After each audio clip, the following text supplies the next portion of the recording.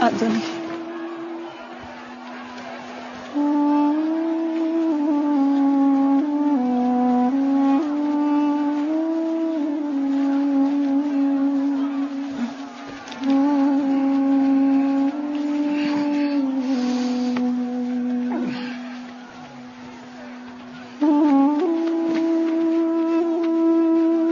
Louvado seja nosso Senhor Jesus Cristo, para sempre seja louvado. Seja bem-vindo mais uma vez ao canal Jesus é o Caminho. Estamos aqui numa série, sobre a prática do amor a Jesus. Primeiro vídeo aí, nós vimos em que consiste a santidade, amar a Deus, amar a Jesus Cristo. Depois nós percebemos que é impossível não amar a Jesus, sabendo que o amor que Deus tem por nós é um amor eterno. E agora nós vamos ver que esse amor eterno de Deus não se conteve, podemos assim dizer, nos céus, não se conteve nele mesmo, em Deus, em ficar somente nele, como se fosse uma espécie de sentimento, mas ele manifesta esse amor além da criação, Porque nós vimos que Deus nos ama eternamente nele, mas também ele manifestou o ato de amor a criar tudo para o homem e também criar o homem. Isso foi tudo manifestação desse amor eterno de Deus. Nós vimos até o exemplo de Santa Inês, e hoje nós vamos ver que esse amor foi além de nos dar as coisas criadas. Então, vamos lá. Em nome do Pai, do Filho e do Espírito Santo. Amém. Vinde, Espírito Santo, enchei os corações dos vossos fiéis e acendei neles o fogo do vosso amor. Enviai, Senhor, o vosso Espírito e tudo será criado, e renovareis a face da terra. Em nome do Pai, do Filho e do Espírito Santo. Amém. Continua Santo Afonso dizendo para nós: mas Deus não se contentou em dar-nos essas belas criaturas. Além disso, para cativar todo o nosso amor, ele deu-se a nós em todo o seu ser. Então, além de nos dar as coisas criadas, Deus nos deu a si mesmo, por amor a cada um de nós. Deus Pai chegou ao extremo de nos dar seu próprio Filho. Então, nós vimos que Deus Pai nos amou, criou tudo por amor, criou tudo porque nos ama, mas Ele não se contentou em dar somente coisas a cada um de nós. É como um esposo que ama. Ele não dá somente presentes, ele se dá por amor. Ele manifesta esse amor. Isso nós podemos ver na entrega de Jesus pela igreja, O apóstolo Paulo chega a dizer na carta aos Efésios o seguinte: esposo, amai vossas esposas como Cristo amou a igreja e se entregou por ela. Então, Deus fez isso com o seu Filho para cada um de nós. E lá em João capítulo 3, versículo 16, está uma prova concreta disso. Deus amou de tal modo o mundo que lhe deu o seu Filho unigênito. Isso é lindo, isso é extraordinário. Nós precisamos deixar isso cair no nosso coração. Nós precisamos deixar isso cair dentro da nossa alma, porque somente assim nós manifestaremos um amor esponsal, um amor que se dá também a Deus. Vendo-nos mortos e privados de sua graça por causa do pecado, o que fez o eterno Pai? Pelo amor imenso, ou melhor, pelo amor excessivo que nos tinha, mandou seu querido Filho, que pagasse, melhor dizendo, por nossos pecados.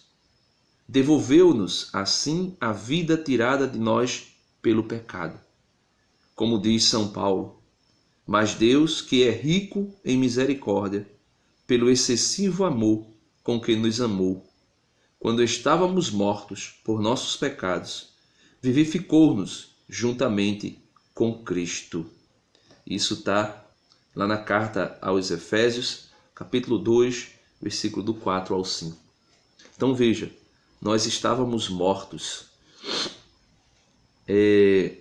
Essa expressão de estarmos mortos, muitas vezes os protestantes usam para dizer que nós não podemos fazer nada para nos salvar. Tudo é Deus que faz, absolutamente tudo. E com isso eles querem tirar a questão meritória das obras de caridade, das obras de amor. E eu dizia, não, nós podemos fazer. E ele mesmo morto, porque nós estávamos mortos, como diz o apóstolo Paulo, em nossos delitos e pecados. Eu digo sim, porque um morto pode responder a um chamado.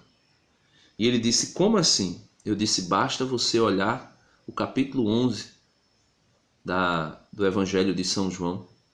Jesus chega diante do corpo do túmulo de Lázaro. E veja que coisa linda, ali nós podemos ver uma ação maravilhosa da economia da salvação. Nós podemos ver Deus que nos procura na pessoa do seu Filho Jesus. Nós podemos ver a igreja militante, a igreja nos seus ministros que retiram a pedra, como Jesus determina. E nós podemos ver Lázaro que escuta a voz do seu Senhor, mesmo morto. Porque não é a minha voz, não é a sua voz, mas é a voz de Deus, a voz que criou o infinito, a voz que criou céus e terra, a voz que basta dizer haja luz e a luz passa a existir. Não é qualquer voz que vamos ouvir, não é qualquer voz que nós ouviremos, mas ele ouviu a voz e ressuscitou. Mas essa voz também disse, Lázaro, vem para fora.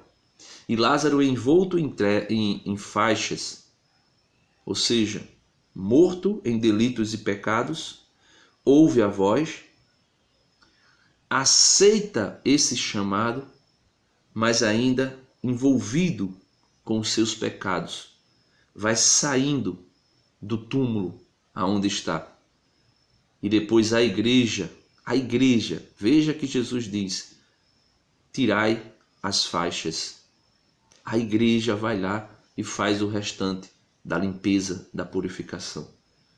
Então, é essa manifestação do amor do Pai na pessoa do Filho que nós devemos reconhecer como sendo uma manifestação gloriosa do amor de Deus. E ele continua dizendo, dando-nos o Filho, não o perdoando para nos perdoar. Deu-nos todos os bens, sua graça, seu amor, o céu. Todos esses bens são certamente menores que o Filho de Deus. Então, tudo que Deus nos deu por amor é inferior ao seu Filho que ele nos dá por amor. E ele diz, aquele que não poupou o seu próprio Filho, mas que o entregou por todos nós, como não nos dará também com ele todas as coisas? Romanos 8:32. O Filho de Deus, pelo amor que nos tem, deu-se também a nós, amou-nos e se entregou a si mesmo por nós. Gálatas 2:20. Fez-se homem, vestiu-se da carne como nós.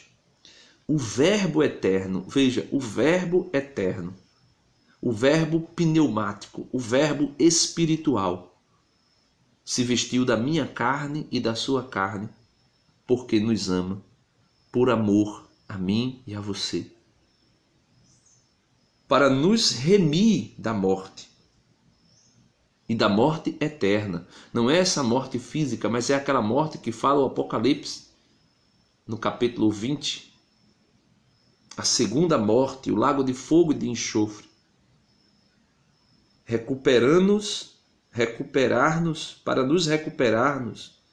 para recuperarmos a graça divina, o paraíso perdido.